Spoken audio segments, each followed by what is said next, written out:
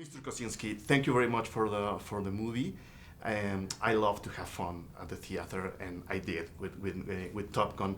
I love the editing on the flying sequences, and I'm guessing you did, or you had a really hard time building these sequences. How hard was that? It was very difficult. The first film set the bar very high.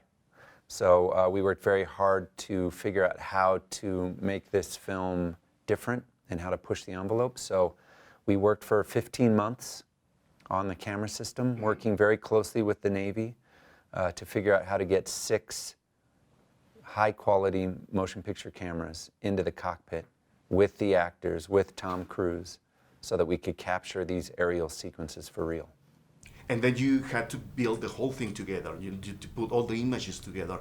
That was hard work. Yes, we had over 800 hours of footage by the time we were done. So we had to squeeze that all down to 2 hours. The shots had to be very, very special to make it into this film. So when you go to this film, you'll see the very best footage we captured when we shot it. I'm guessing the same thing happened with the sound. I don't know if you know this. Ferrari versus this Ford Ferrari. Ford versus Ferrari. They match the real sound of the engines and the cars. Yes. Did you do the same thing? Did you do the same thing? Yes, we had a sound crew from Skywalker Sound on the carrier with us, recording all of the jets for real. So those are real sounds you hear of the real jets. Yeah, we worked very hard on the sound of this film to match the punch that the original one had. That builds emotion. Oh, for sure. Sound is just as important as the picture when you're talking about a big screen movie.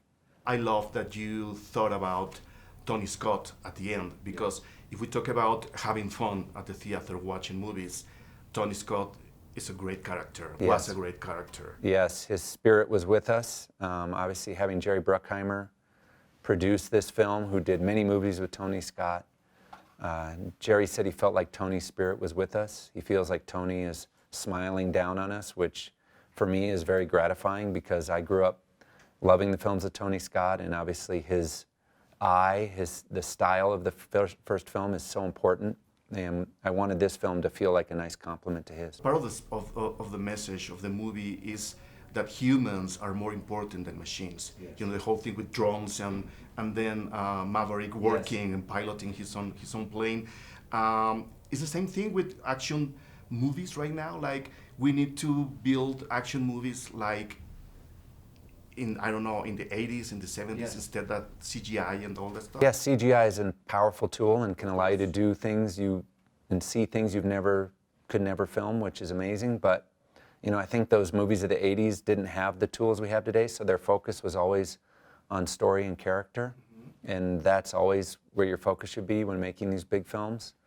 This is a classic film. It's a classic summer movie in the Bruckheimer tradition, the Top Gun tradition.